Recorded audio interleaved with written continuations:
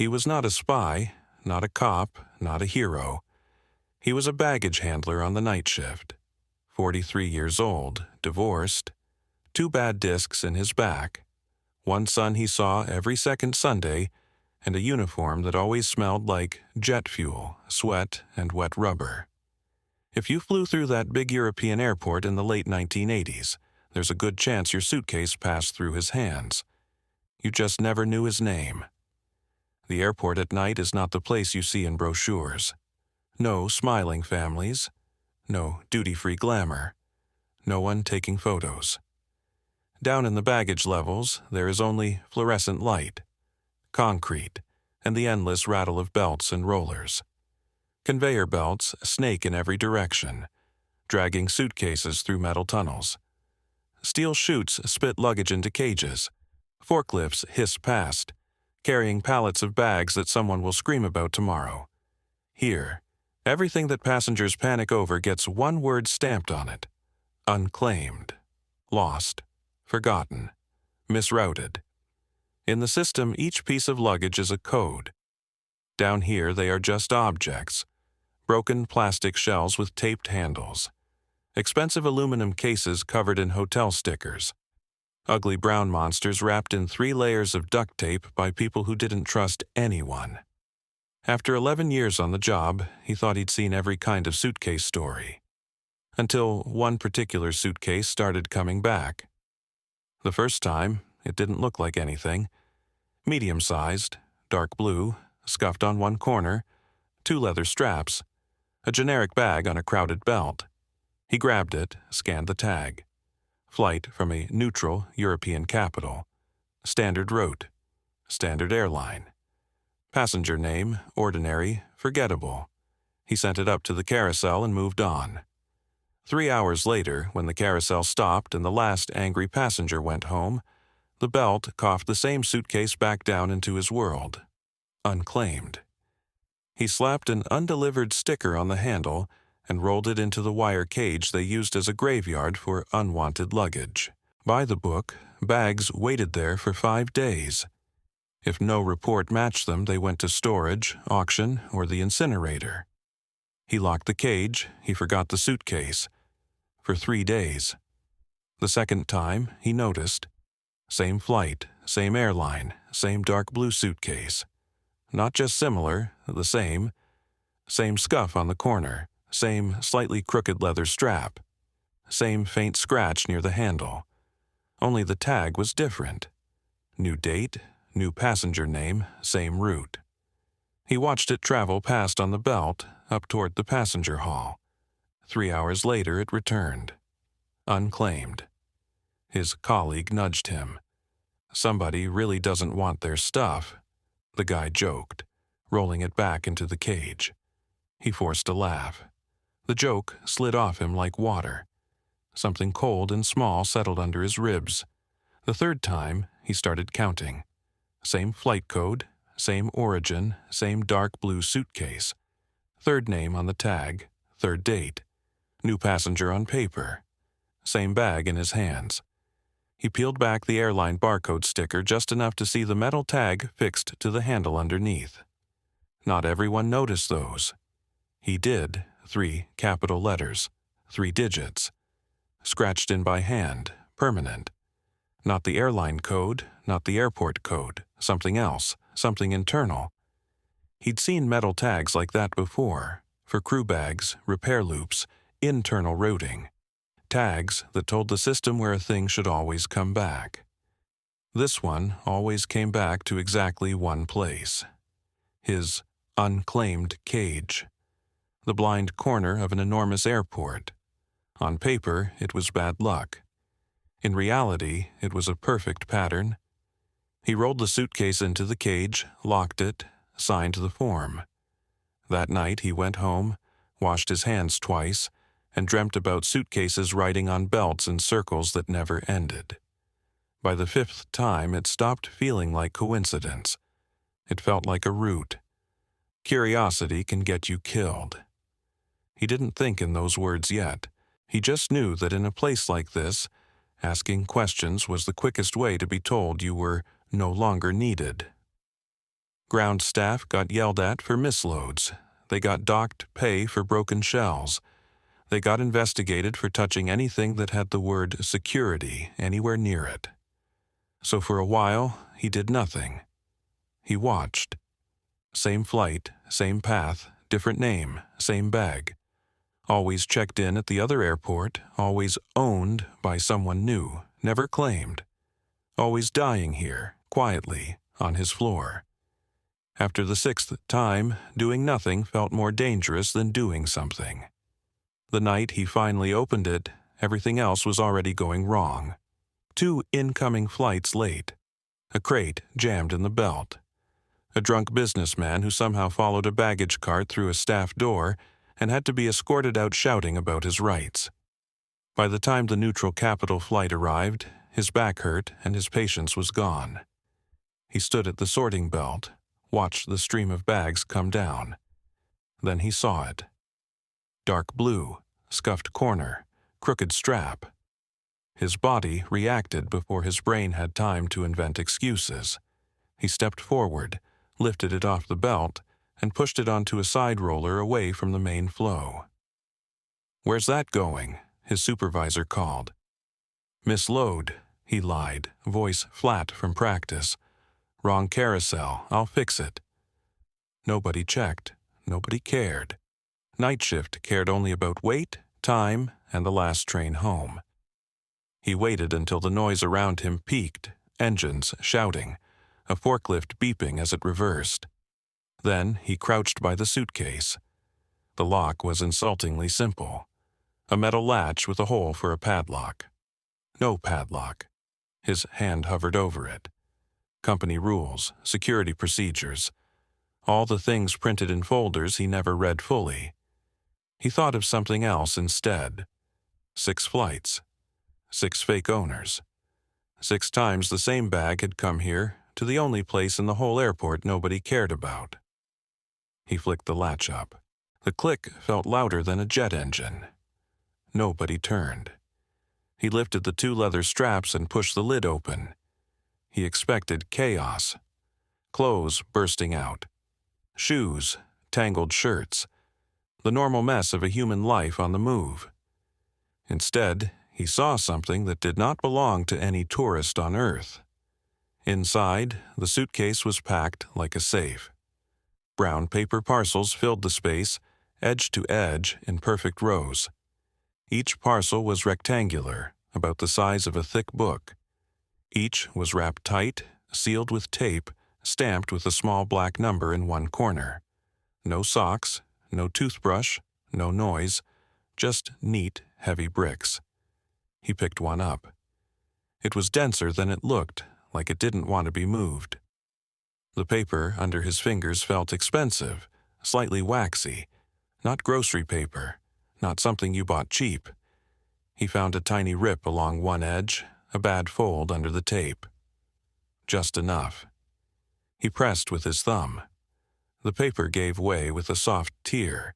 For a heartbeat, a thin strip of printed ink peeked through, green and white and dead familiar. US dollars, not a few. Stacks. He saw the face of a president, a numeral, the word 100, before he forced himself to pinch the paper back together and press the tape down. His mouth went dry. He placed the brick back exactly where it had been. On top of the first layer of parcels lay an envelope. Plain, white, unmarked. He picked it up. It was thin but stiff. He held it up to the fluorescent light without opening it. Inside, shapes glinted. Something narrow and shiny, and something darker and flat. He opened it anyway. If he stopped now, he knew he would never sleep again. Inside the envelope were 3 things: a strip of microfilm in a tiny clear sleeve, a folded sheet of onion skin paper with tight, perfect type, and a black and white photograph. He took the photo first. A man in a gray suit stepping out of a car in front of a government building he recognized from evening news.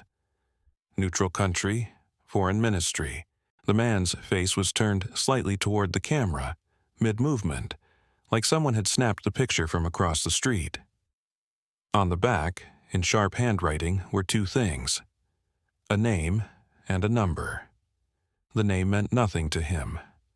The number looked exactly like an account number, the kind you only ever saw in movies where people threw around words like offshore and transfer. The onion skin paper was in English. Not his language, but some words hit like punches anyway. Monthly disbursements. Maintain asset access.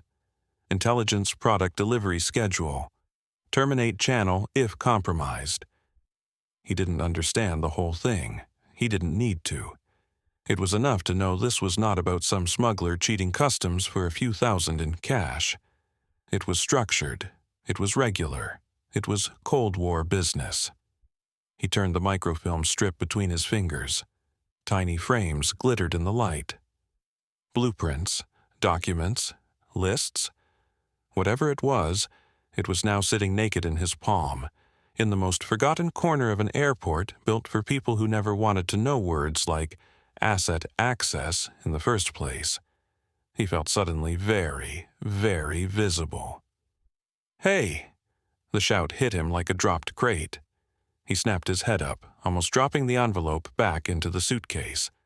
A security guard was walking toward him. Standard uniform, standard walk. But his eyes were not standard.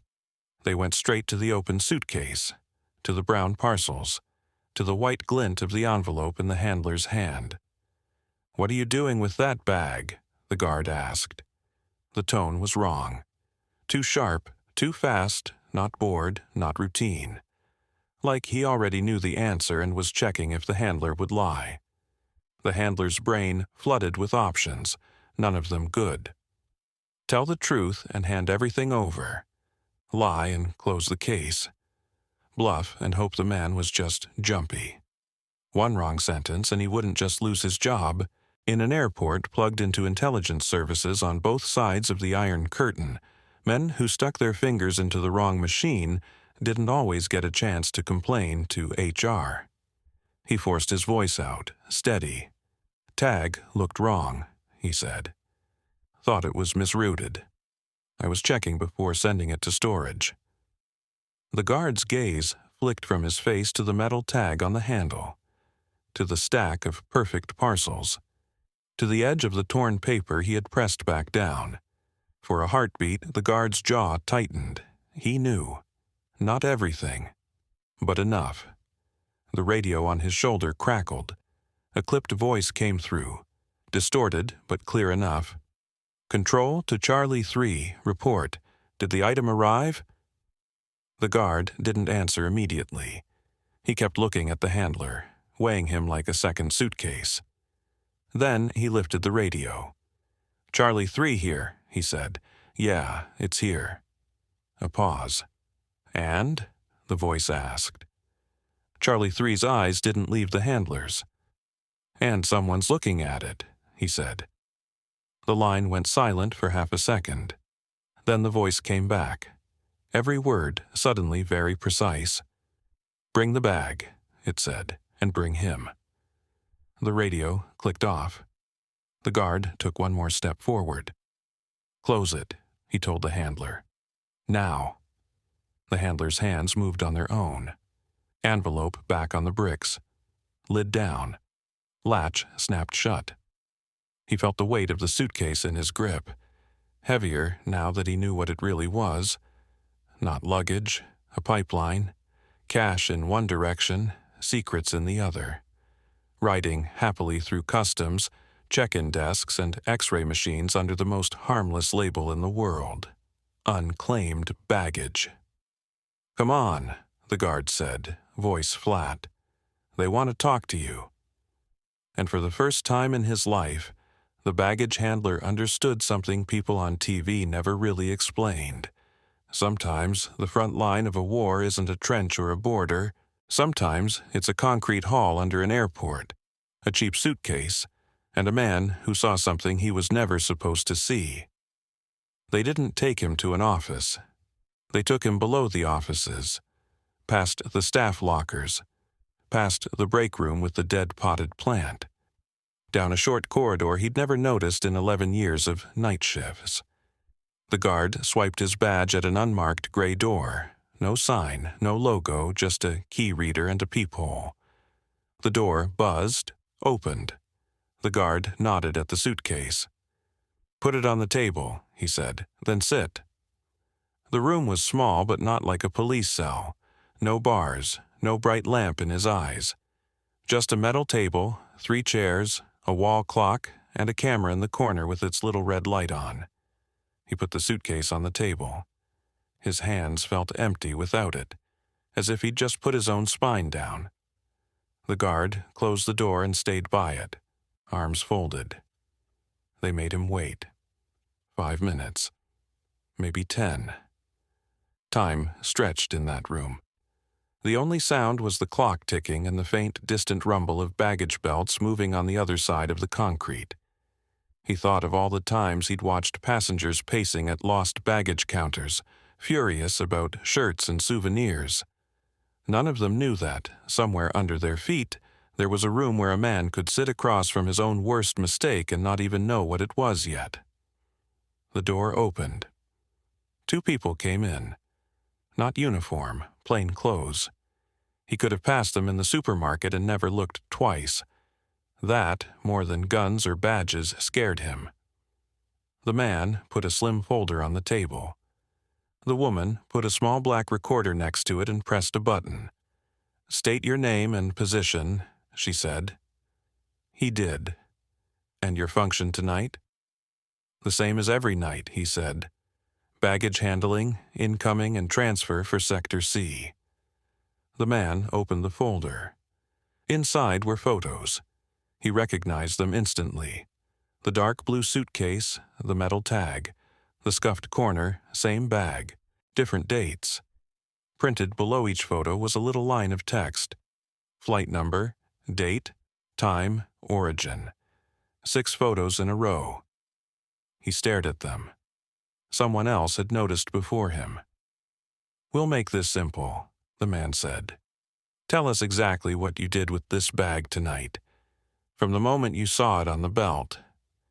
There were a dozen things he could have done in that moment. Lie. Pretend he'd only checked the tag. Claim ignorance and hope they believed a tired man on a night shift. Instead, he did something he didn't fully understand until later. He told the truth. He told them about the pattern, the repeated flights, the changing names, the metal tag. Their faces didn't move much. When he got to the part about opening the suitcase, the guard by the door shifted his weight slightly. The woman stopped the recorder for a second. "You understand that was a serious breach of protocol," she said. "Yes," he answered. "You also understand," the man added, "that if you had walked away and pushed it into unclaimed, this conversation would not be happening." He thought of the brown paper bricks, the dollar ink, the microfilm. He thought of the voice on the radio, "Bring the bag and bring him." He nodded. "I understand," he said. The woman restarted the recorder. "Describe the contents." He did. He left nothing out this time. The weight of the parcels, the torn edge, the face on the banknote, the photo, the name and account number on the back, the words he'd managed to read on the onion skin sheet. When he mentioned monthly disbursements and asset access, the man and woman finally looked at each other. A small look, but a real one. "Did you take anything?" the man asked. "No." "Did you show the contents to anyone?" "No." "Did anyone else see you with the bag open?" He thought of the guard walking toward him, the lid halfway up. "I don't know," he said. "I didn't hear anyone until he shouted." They sat with that for a moment. On the tape, the silence sounded like guilt. Finally, the woman pressed another button. The recorder clicked off. "Good," she said. "Now we can talk like people." "Who are you?" he asked. "Internal Security," the man answered. "Connected to the National Service." He didn't say which one. He didn't have to. "In simple terms," the woman added, "we're the people who watch the people who are supposed to be watching." And this? He nodded at the suitcase. This is what? The man flipped to another page in the folder. A route diagram. Not for passengers, for transfers. Neutral capital, their airport, another city further east. Some years ago, the man said, certain services discovered that unclaimed baggage is fertile ground. Smugglers? The handler asked. Smugglers, the woman said. Money launderers, intelligence services, you name it. She tapped the photo of the suitcase. This particular channel was elegant. A bag checked in under a real passenger's name with perfectly real documents. The passenger walks away, says he changed his mind. The bag travels alone. It is lost. It comes here. It waits in a cage nobody looks at. Then it is quietly disposed of to a place not on any public map. Where? He asked. Doesn't matter, the man said. Not for you. But for them, the woman added softly. It was very convenient. Them. He knew who them was without having to ask. Not a gang, not some small-time mafia, state people, the kind who played on maps. Whose side? He asked anyway. The man smiled without humor. In this line of work, he said, bags like this never belong to just one side. There's always someone sending, someone receiving, and someone pretending not to see. And you pretend to see? The handler said. Tonight, the woman answered, you made it impossible for us to keep pretending anything. He sat with that. The sick, twisting fear that had been chewing at his inside since the guard said, bring him, shifted into something else. Anger. Very small, but real. So what now? He said. You arrest me? You send me home and hope I keep my mouth shut? You tell me this never happened? The man closed the folder. What we want, he said, is for this to be the last time this bag ever completes its journey. The last time? The handler repeated. We've been watching this channel for months, the woman said. Counting shipments, building a picture, trying to understand who is feeding whom. One wrong move too early and the whole thing disappears. A dozen fake identities, new routes, another airport. We lose sight of it. She tapped the folder again. You opening that bag on your own tonight means two things. One, you're either incredibly stupid or incredibly honest. We're betting on the second. Two, whoever's on the other end of this is going to feel a ripple. Because the guard called you? He said. Because the guard had to call someone, the man said. And because men who move millions in cash and microfilm don't like surprises in their logistics chain. How much? He asked. The woman looked at him. In that one bag, she said. Somewhere between 2 and 3 million, we think.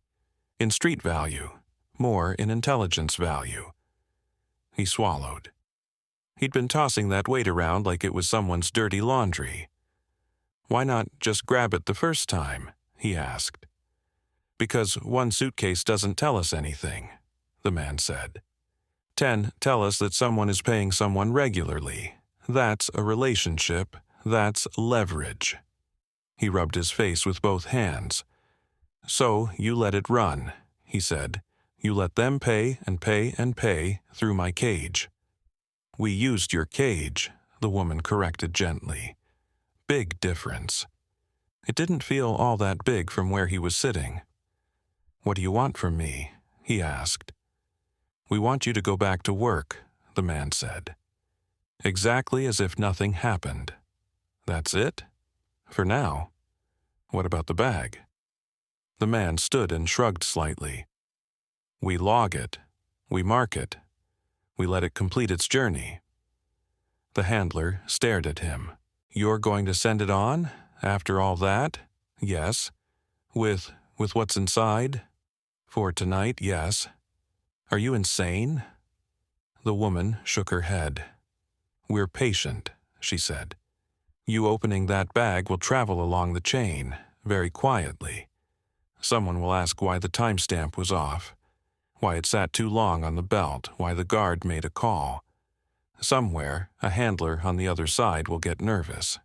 And nervous people, the man added, make mistakes, change routines, call the wrong number, tell a lover too much. That's when we close the trap, not sooner.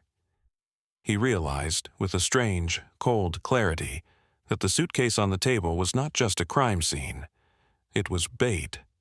And he had just bitten into it harder than anyone expected. What if they blame me? He asked. What if someone decides I looked too closely? The man studied him for a long moment. Do you have any expensive habits? He asked. Gambling, drugs, affairs with married politicians?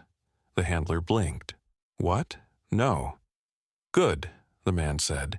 It means you're clean, boring even. That helps. Helps with what? With disappearing in the right direction. The phrase chilled him more than anything else that night. The woman slid a small card across the table. On it, a number, no name. If anyone asks you about this bag, she said, anyone who isn't us, you call that number immediately. From a public phone. Not from home, not from the airport. And if they don't ask, he said, then you keep your head down, the man answered. Do your job, pretend this was just a long lecture about procedures. And if you try to play both sides, the woman added, or sell what you saw to the highest bidder, your next conversation won't be this polite. He believed her. He had moved enough metal cases to know what fit inside them. They let him go an hour before dawn. He walked back into the baggage hall with his ears still full of the clock in that room. Everything looked the same. Same belts, same cages, same tired faces. The blue suitcase was gone. Not in the cage, not on the table. It had vanished back into systems he couldn't see. He finished his shift in a haze, signed out, took the staff bus, and stepped into the weak gray light of morning. On the ride home, he tried to imagine the other end of the suitcase's journey. Another airport, another quiet room.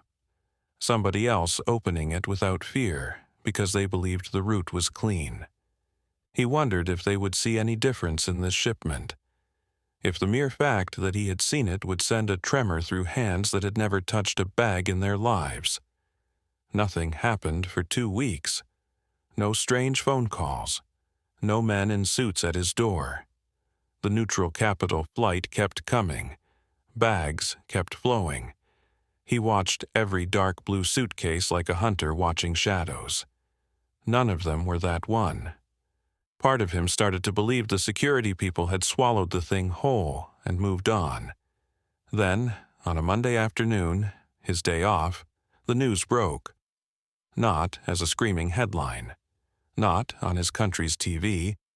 On a foreign channel, picked up fuzzily on his cheap set because the weather was right. Arrests made this morning in connection with a major espionage and money laundering operation allegedly run through European airports. He froze with a mug of coffee halfway to his mouth. The anchor spoke about suspected intelligence officers and front companies and large unexplained transfers routed through a neutral European state. They showed a blurred photo of a man in handcuffs being led out of a building. He recognized the building. Government again. Same city as the origin of his flight. They mentioned no names he knew. They said nothing about suitcases. They didn't have to. Somewhere behind those careful words were folders and photos and strips of microfilm, and a route diagram with a scribbled note on it. Channel compromised, closed. He realized he was smiling. Then he realized he was also shaking. He didn't become a hero.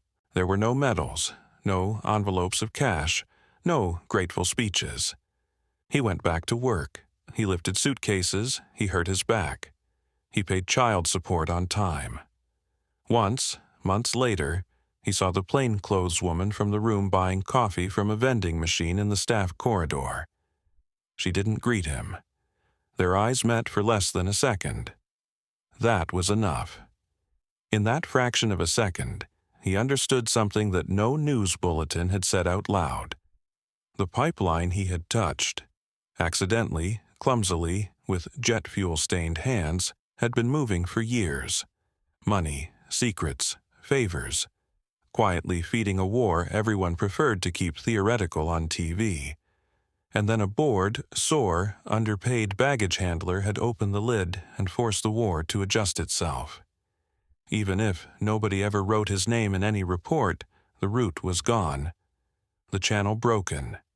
Someone, somewhere, now had to move their dirty money and dirty information through a path just a little more dangerous, a little more visible, a little more expensive. Sometimes that's all it takes to make a very big machine stutter. Years later, when he told the story once, badly, half drunk, leaving out most of the details, his listener laughed. "Come on," the man said, as if some suitcase you touched changed anything in the Cold War. He didn't argue. He'd learned not to. He just shrugged and changed the subject.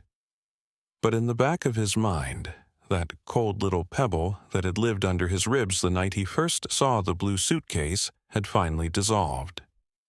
In its place, there was something else. Not pride, not really. Just a stubborn, quiet knowledge. Sometimes the front line isn't where generals think it is. Sometimes it's a concrete hall under an airport, a forgotten cage labeled unclaimed, and one man who decides, for no good reason except that something feels wrong, to look inside.